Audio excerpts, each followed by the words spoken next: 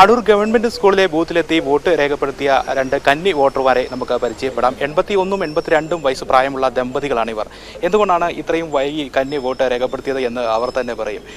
എങ്ങനെയാണ്, എന്തുകൊണ്ടാണ് ഈ 80 വയസ്സിനപ്പുറം ഒരു കന്നി വോട്ട് രേഖപ്പെടുത്താൻ കഴിഞ്ഞത് കാര്യം?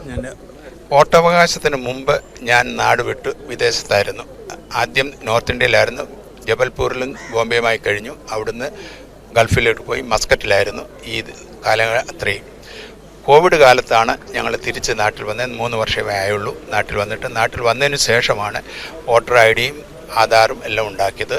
അതിനുശേഷം ഇന്ത്യൻ പൗരൻ ആകുന്നു അല്ലെങ്കിൽ ആണ് എന്നുള്ള ആ സ്ഥിരീകരണം ഉണ്ടാകണമല്ലോ. അതിന് ആ അവകാശം നേടിയെടുക്കാൻ വേണ്ടിയാണ് ഇന്ന് രാവിലെ തന്നെ ഇവിടെ വന്ന് ആദ്യത്തെ വോട്ട് തന്നെ രേഖപ്പെടുത്തിയത്.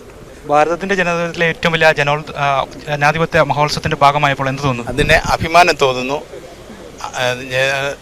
സന്തോഷവും തോന്നുന്നു. ഇതേ അഭിപ്രായം തന്നെ. പൗരയായിരുന്നോ? സ്ത്രീകരണം കിട്ടിയിരുന്നോ അവിടുന്ന്? വിദേശ പൗരത്വം കിട്ടാനുള്ള എല്ലാ ആനുകൂല്യങ്ങളും കിട്ടി. പൗരത്വം അവിടുത്തെ പാസ്പോർട്ട് എടുത്തില്ല എന്ന് മാത്രമേ ഉള്ളൂ. അതിനു മുമ്പേ ഞങ്ങളിങ്ങി പോരുന്നു. കാരണം ഇന്ത്യൻ പൗരനായിട്ട് തന്നെ ജീവിക്കണമെന്നായിരുന്നു ജീവിതത്തിൽ ആഗ്രഹം.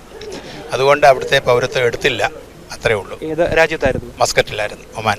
നമ്മുടെ ഭാരതത്തിന്റെ തെരഞ്ഞെടുപ്പ് നടപടിക്രമങ്ങളുടെയൊക്കെ ഭാഗമാകുന്നതും ആദ്യമായിട്ടായിരിക്കുമല്ലോ. അപ്പോൾ അതൊക്കെ കണ്ട് മനസ്സിലാക്കിയപ്പോൾ എന്ത് തോന്നുന്നു? വിദേശവും തോന്നുന്നു. നമ്മുടെ ഭാരതത്തിലെ ആ ജനാധിപത്യ രീതി എങ്ങനെയാണ് നടത്തുന്നത് എന്നുള്ളത് കണ്ടതിൽ സന്തോഷം. അത് അതിന്റെ ഒരു ആകാംക്ഷയിലാണോ അത് രാവിലെ തന്നെ ഇവിടേക്ക്? തീർച്ചയായും അതുകൊണ്ടാണ് അതിരാവിലെ തന്നെ വന്ന് ആദ്യം വോട്ട് ചെയ്യണം എന്നുള്ളൊരു വാശി ഉണ്ടായിരുന്നു.